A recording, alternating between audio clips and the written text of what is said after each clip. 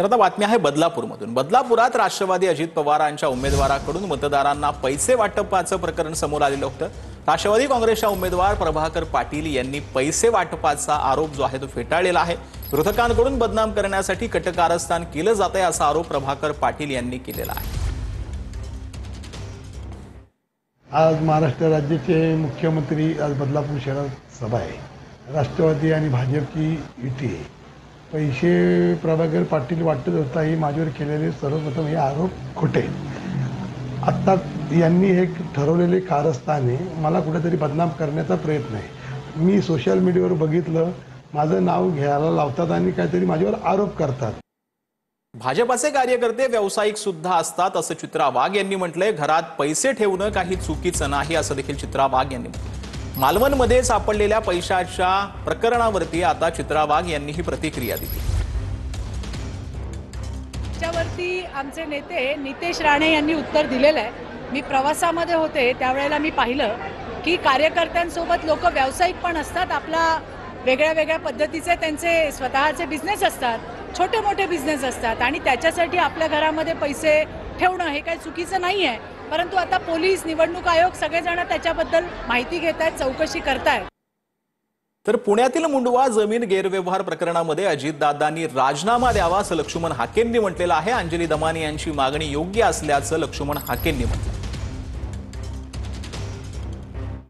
दादा ज्या पदावर आहेत त्या ऑफिसचा प्रभाव निश्चित या इन्व्हेस्टिगेशनवरती होतो।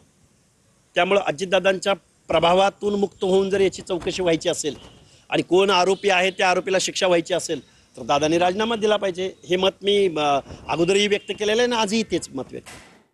तर निधी देणं हा काही पैसे देण्याचा भाग नाही असं शंभूराज देसाईंनी म्हटलंय। विकास कामांसाठी निधी दिला जातो असं देखील शंभूराज देसाईंनी म्हटलंय। अर्थकारण नाही तर हा विकास कामांसाठी दिलेल्या निधीचा संदर्भ आहे।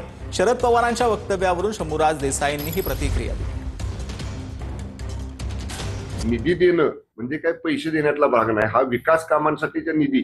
अशा संदर्भातनं राजकीय पक्षाचे किंवा विशेषतः सत्ताधारी पक्षामध्ये जे लोकप्रतिनिधी असतात ते आपल्याला आपल्या केलेल्या कामाचा जेवढी काय आपण विकास निधी दिलाय त्याचा लेखाजोखा मतदारांच्या समोर मांडत असतात आणि त्या माध्यमातूनच ते सांगतात की पुढं म्हणजे मला पुन्हा जर संधी दिली यापेक्षा जादा निधी आम्ही देऊ। त्यामुळे असा त्याचा संदर्भ आहे। त्यामुळं माननीय पवार साहेब जरी म्हणत असले की अर्थकारणावरती निवडणूक आहे तर हा विकास कामांसाठी दिलेल्या निधीचा संदर्भ आहे। तर मी भिकार शब्द वापरला तर सगळ्यांना राग आला असं अजित पवार यांनी म्हटलेलं आहे। त्यामुळे आता त्या शहरांना बकाल शहर म्हणालो असं देखील अजित पवार यांनी म्हटलं। ते दररोज सुनीलला विचारत होतं की बाबा माझ्या रहिमतपूरचं बजेट किती आहे, बजेट सगळे काही पैसे मिळतात ते दररोज 40-50 कोटी रुपयाचं काहीतरी बजेट आहे। अधिकचा विकासाला मदत लागणार आहे। तुम्ही विचार करा की मदत कोण त्या ठिकाणी करू शकतं, कुणाच्या मध्ये ती धमकारी ताकद आहे, कुणी करून दाखवलं।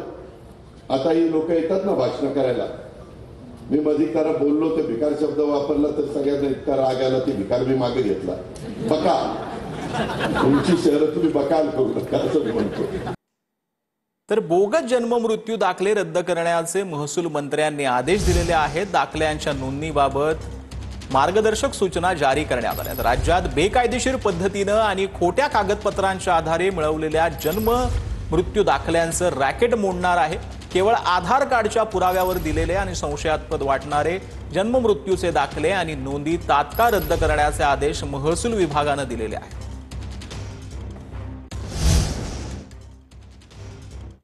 तर स्टँड अप कॉमेडियन समय रैनाला सुप्रीम कोर्टानं दणका दिलाय। दिव्यांगांसाठी विशेष शो करण्याचे कोर्टाचे समय रैनाला आदेश पाहायला मिळत आहेत। दिव्यांगांची खिल्ली उडवल्यानं समय रैनाला दिव्यांग व्यक्तींसाठी विशेष शो आयोजित करण्याचा आदेश देण्यात आलाय। इतर कंटेंट क्रिएटर सोबत दिव्यांगांनाही आमंत्रण द्या असं सुप्रीम कोर्टानं म्हटलंय।